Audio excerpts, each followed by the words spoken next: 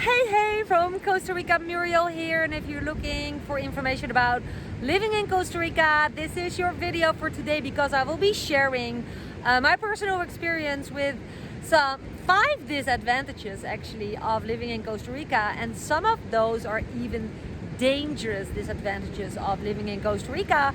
So stay tuned and watch my video till the end if you don't want to watch anything. And if you're new to this channel, welcome. I live in Costa Rica since 2018 with my husband and 2 growing up children. We moved from the Netherlands, and I dedicated my channel that is actually founded as a result of the many questions I received. So I dedicate my channel now to share everything I have learned myself, and I'm gonna put on my sunglasses because the sun is super bright.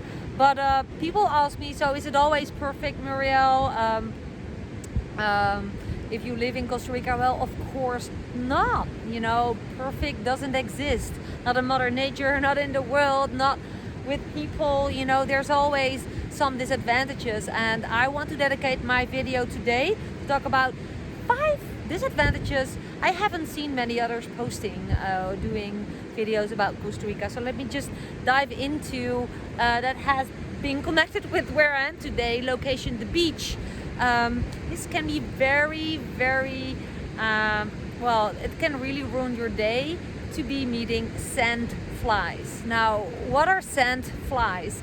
Sand flies are very, very tiny, small creatures who jump on you. Not always. They live on the beaches, and they prefer living when it's a little bit wet. And they also prefer those rocky grounds. And you know, not everyone is sensitive for sand flies. It's the same as mosquitoes. You get bitten or not. Some people worse than others.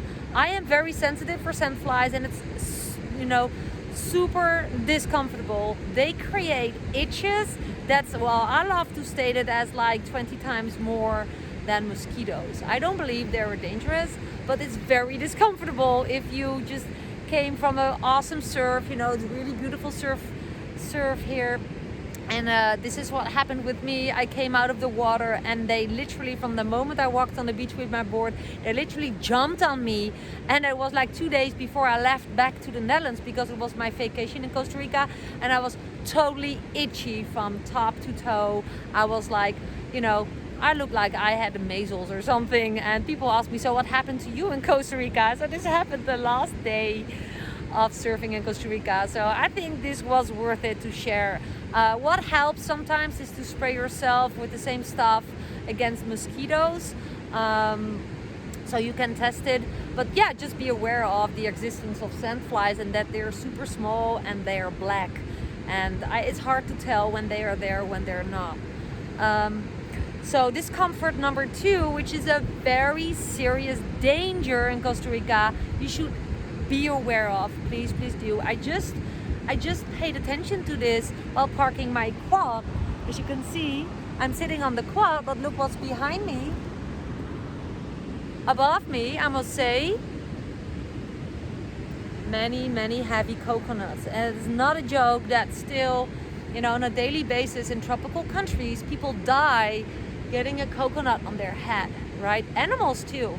So if you park your vehicle, if you're go sitting, picnicking, wherever you are, look what's above you, and don't sit or stand or park underneath a palm tree with coconuts. It is super dangerous, and I think, you know, this, you don't need more explanation, right? Pay attention to coconuts. Now, discomfort and serious danger number 3 of living in Costa Rica is in, especially where I live at the peninsula, the Nicoya province, Punta Arenas, close to Santa Teresa. I'm here, you know, this is the Santa Teresa beach. It was raining very hard, so there's not so many people, but as you can see, it's a beautiful beach, beach town, you know, close to Montezuma, Cabuya, and Cobano. And but one of the really big dangers that I see happening is danger. The people drive without helmets on, and or drive on dangerous vehicles, and or drive dangerous on a rental vehicle like a quad. Like for tourists, the quad is super popular, and there's gladly coming more tourists into town. I'm so happy for all my business owner friends here. But what we also see happen is that tourists rent a quad like this, or called an ADV. We have it for transportation going from A to B because of the bad infrastructure, but and to save our car that way. But tourists see it as, you know, a tour, doing something cool, and they drive like nuts and literally, or hurting themselves, just, you know, crushing. They think that this thing cannot fall over, but they actually can. Or they hit people, they hit animals, they hit kids, because they drive like nuts. Just simply they speed, and you should be aware of that is really a dangerous thing here, which can be discomfort for your own stay, right? So if you're in Costa Rica and you want to have a fun time, of course, rent an ADV, have fun, but don't speed. Just pay attention to where you are. And don't have your stay ruined, or even when you're living here, you know, you don't want to go to a good hospital if you live in my area, because then you have to go to San Jose, and that's an hour over the road. That's you cannot just get to a good clinic, right? Because there's not so many here in this area, actually not at all, just some local clinics. So yeah, I think that was worth to share. Then I already tapped on it, discomfort, and I think it's also a danger, number 4 of living in Costa Rica, is that the infrastructure of my area, again, Punta Arenas, the peninsula, the Nicoya, it is beautiful. This is the result. It's really remote. There's not so many people. A specific type of person is coming here because, like I said, there's not a very good clinic, only local clinics here. There is, of course, also good doctors here, but like the Clínica Bíblica, my most favorite clinic is in San Jose. So yeah, the roads are bad. You don't want to just attract trouble unnecessary. But the bad infrastructure is just really discomfortable, because even when you have a rental car, for example, they break easy. There's big holes right now. It's still rainy season. We're in the tail of rainy season, the end of rainy season. If there's rainwater in those holes, you don't know how deep they are. And I've seen so many tourist cars being stuck with their wheels in, because they have not the awareness how dangerous those holes can be, because they're just not used to that those kind of roads exist, right? Myself, I come from the Netherlands, and the Netherlands is famous for their awesome infrastructure, good roads, all the rivers, the channels, how do you say that, water channels in town are cleaned, and how do you say that, taken care of. So, and this is also according to infrastructure. For example, here on this beach, there's on 2 places you can cross a river. So there's like a river coming from the town side, and it's entering in the ocean. Now, also what's dangerous is that you think, well, that's a nice river, I'm gonna play in there with my little ones, because the ocean is here, and it has strong currents. It's not handy for your child to swim in. That's actually discomfort number 5 of living in Costa Rica, the dangerous ocean. I'm gonna touch on that in a bit, into more details, but those nice looking rivers in Santa Teresa, they are dangerous. I dare to call them dangerous, not specifically discomfortable, but dangerous, because there's a lot of dirt, illegal dirt, getting in the ocean there, and it's terrible, because of course Costa Rica is well known as ecological country number 1, right, in the world, or at least Central and South America. But in fact, there is still a lot of business owners and people just dumping illegal stuff that way through the water channels leading to the ocean. So don't go in those rivers that look very cute. Just pass them and just don't swim in them, especially not with young kids. So I want you to know this. So yeah, discomfort, actually danger number 5 of living in Costa Rica, especially at the ocean sides, at the Pacific side where we live, the epic surf locations. These oceans are not for swimming. You should be aware of the danger of the riptides. I have been in a riptide myself.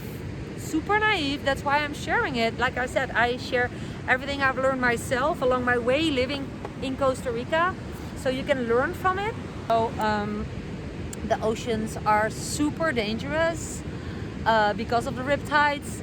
And they are much safer if you have a bodyboard or a surfboard with a leash attached to you. So when you are trapped in a riptide, that you have something to float on, and it's easier to get yourself into safety leaning on a board, right?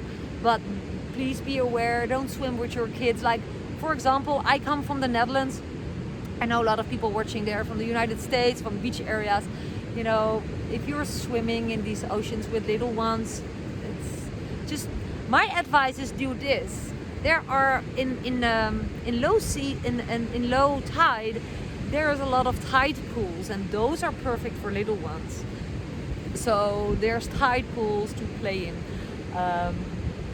Yeah, this is a well-known town for surfers, but every year, even 2 months ago, people drowned here because they're not aware. And even locals, you know, most locals know exactly the dangers, and also expats living here for a while, but still every year people die, people drown.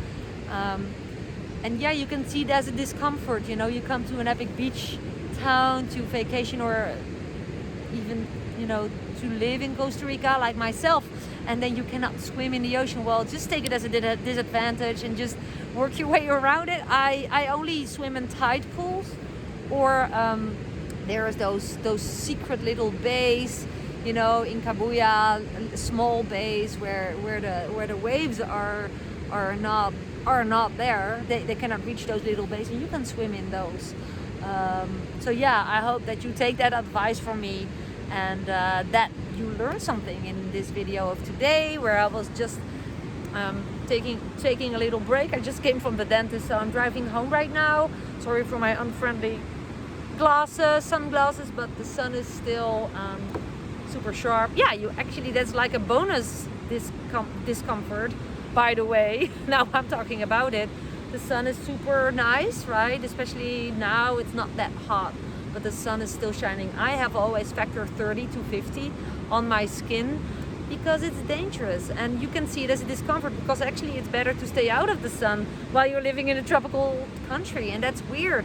But by being aware of it and being proactive on it, I think you can really enjoy living in Costa Rica. So let me know if my 5 or actually 6 discomforts, and sometimes even dangerous discomforts, were valuable for you to hear. And let me know if you have questions. Let me know if you want to learn more about how I'm able to live a laptop lifestyle, which is like my most favorite word, you know, laptop lifestyle, being able to work how many hours I prefer from any location in the world, using my laptop and or my smartphone, just needing an internet connection, and I literally can work here, right? If that is something that you're interested in because you're looking for a way, you know, to move to Costa Rica, for living in Costa Rica, and you're still in the dark about how to generate an income, and you don't want to start an Airbnb or a restaurant or brick and mortar business, which I do not really recommend in these times of COVID or after COVID or just in COVID era, then reach out to me or simply hit the very first link in the description below. Follow the link digitaldutchies.com/it's possible, because it's possible. Laptop lifestyle is awesome. It's possible, and there is a way for you to learn more about it. And yeah, with that being said, looking forward to serving you more information on my channel. And if you haven't subscribed to my channel yet, this might be the great time to do it, so you get a notification after hitting the bell icon every time I upload a new video, and that might help you to learn more about what you're looking for. Big hugs, pura vida from Costa Rica. This was Muriel.